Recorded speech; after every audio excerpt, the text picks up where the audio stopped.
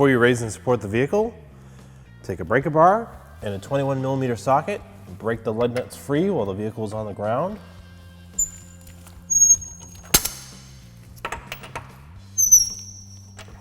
Raise and support your vehicle.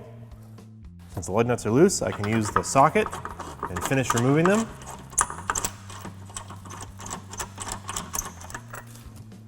Remove the wheel, place it aside.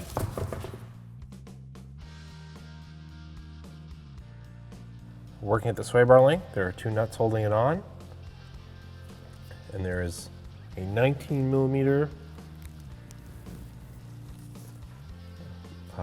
sort of socket, or there's a 19mm like head on the back of this that you can counter hold.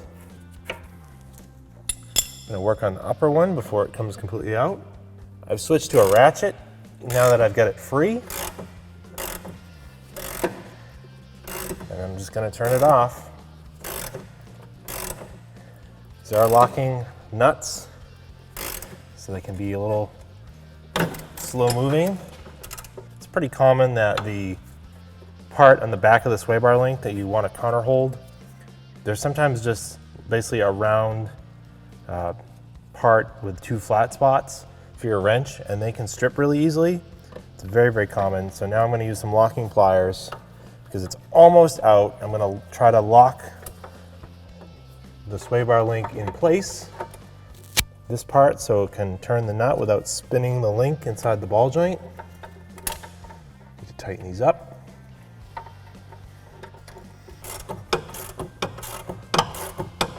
It's actually starting to smoke from the friction.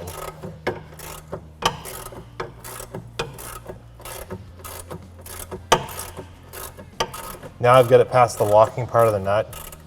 It's coming a lot smoother. You can actually see it steaming a little bit. It's not a completely round opening. It's sort of an oblong opening. That's what makes this nut a locking nut. It'll be easier to see on the brand new one, but that's why it's so difficult to come off. You can put an Allen key in here and try to counter hold it. That might work for a little while. Usually Allen keys strip out. The best bet is to try to get something behind it, like locking pliers or a wrench that fits, to try to counter hold this while you take it off. You can remove the locking pliers now. This link should come out of this up here. I'm going to remove this upper control arm. It has 2 through bolts under the rear subframe. There's one here and one here. It's kind of hidden by the spring, and then it connects to a ball joint at the rear knuckle here. I'm going to start by removing these 2 through bolts. The clearances are pretty tight. Going to have to get creative with sockets and extensions and ratchets and wrenches, and we'll see how we get in there. I'm going to start by spraying them with some rust penetrant so they're easier to remove.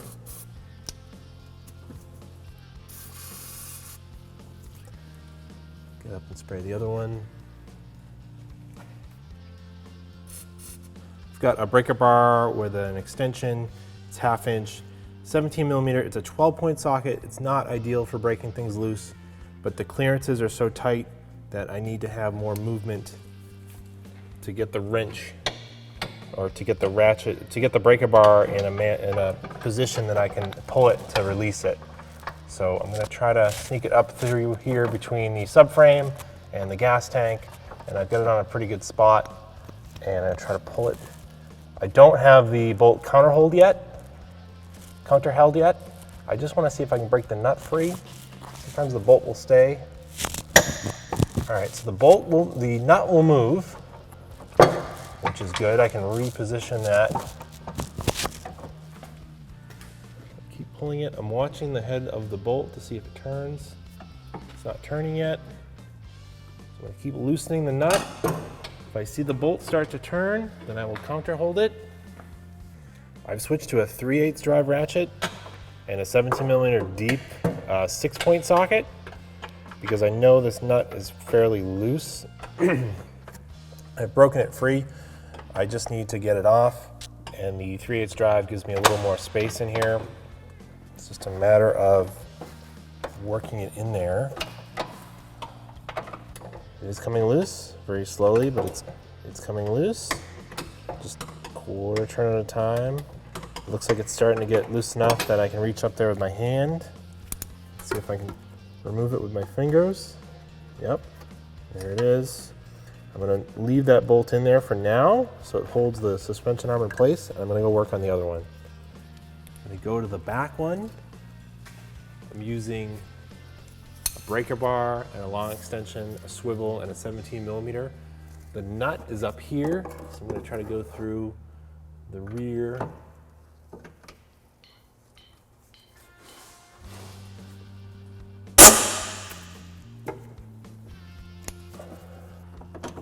I can give it one more turn with the breaker bar, and then I'll switch to a ratchet. I'm gonna use the 17mm socket on the breaker bar to counter hold it because I really can't get a wrench in there. I'll go up through the subframe.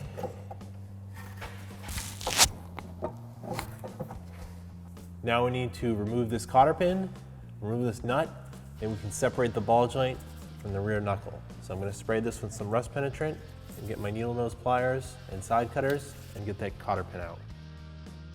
I take my needle nose pliers, try to bend these out as best I can. They look pretty rusty. They might break off, which is okay as long as we can get them out. The best plan of attack, since these are so rusty, is to use some side cutters and either try to pry it out, but I think I'm just going to cut the bent ends off and then try to pry with my needle nose the looped end out. And the other trick I'm going to try, I've got a pick, or sometimes you can use a small punch. That might be too big, but I'm going to put the pick through the looped end and try to pry it loose.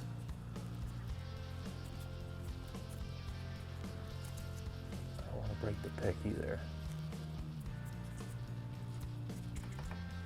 Sometimes I can open up the hole. Maybe this punch will fit. The punch is a little stronger. Get the punch in there and pry it out. Cotter pins can be tricky sometimes. Oh, that's what I wanted to do. Now I can, this punch is a lot stronger than the pick. Break the end off, that's fine. Now I'll try with my needle nose again to pry it out.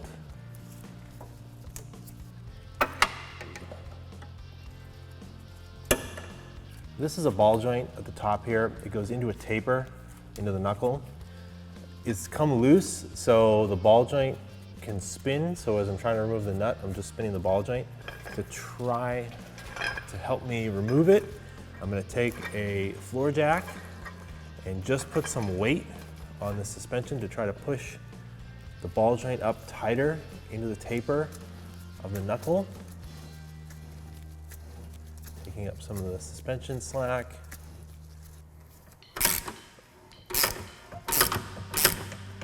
So the jack here might work for you pushing up on it. We found using a large pry bar up on top of the control arm, running over where the top of the ball joint is, and then holding down on it.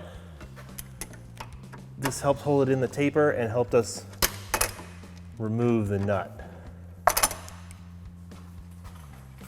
And now it's pretty loose. I'm going to take it out. And this control arm is loose. Let's see, I'll just pry it up a little bit. Just like that. The taper that I'm talking about is in the control arm. It's got a sort of a tapered cone, and this is a matching cone here. So when it sits in here, the friction holds the ball joint, and typically it keeps it from spinning. Ours started to come loose, so it started to spin, and that's why we had to hold down the control arm.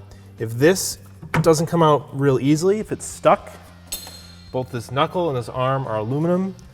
You shouldn't really hit on these with a hammer. You should use a ball joint removal tool that would slide underneath here and you'd use it to press this apart and it would pop out. But since we got lucky, this one came loose. Now I can remove the 2 bolts that I left in there. There's no nuts on them. I just need to push them out and the arm should come out. Let's see if we can push them out. There's one. Get the other bolt out. It's a little tight against the body. Might have to work with it to get it out. Got it. I can slide the arm out. Here it is.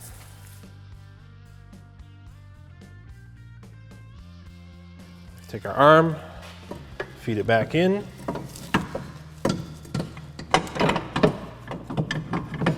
Into position. We'll sit here in the control arm. The rear bolt originally came out in this direction. It's a bit tight to get it in and out because of the body. It sort of sits on it like that. It's just a through bolt. I'm going to put it in from this way. It fits better, it's easier to go in. So I'm going to reach up.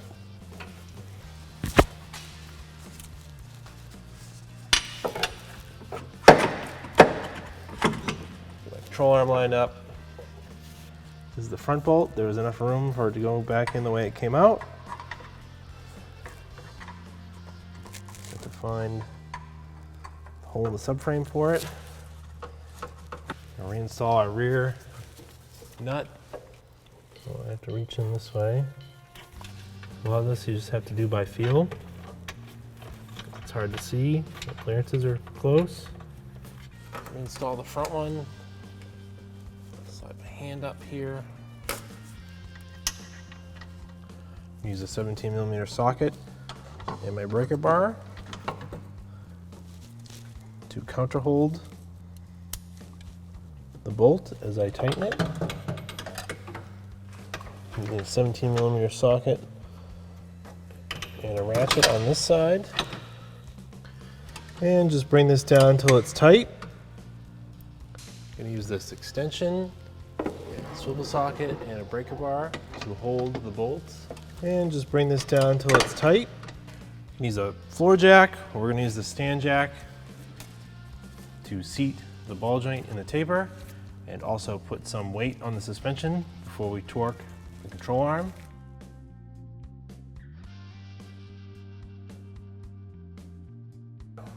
Install the nut for the ball joint.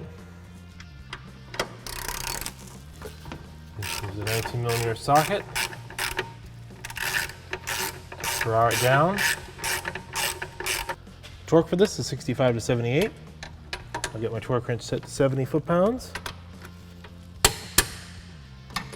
Now I can reinstall the cotter pin.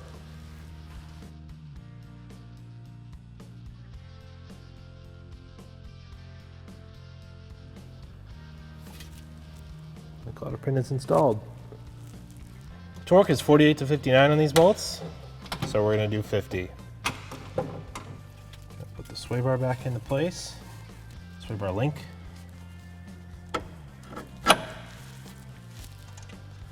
Counter hold the back of the sway bar link. Might have to turn it. Torque is 46 to 52 on the sway bar link nut, so I'm going to do 50. The upper control arm installed. You can release the jack from underneath the suspension. Install the wheel. Thread them on by hand first.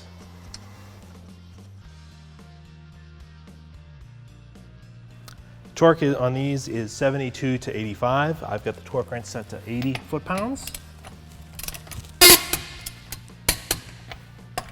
Our cross pattern.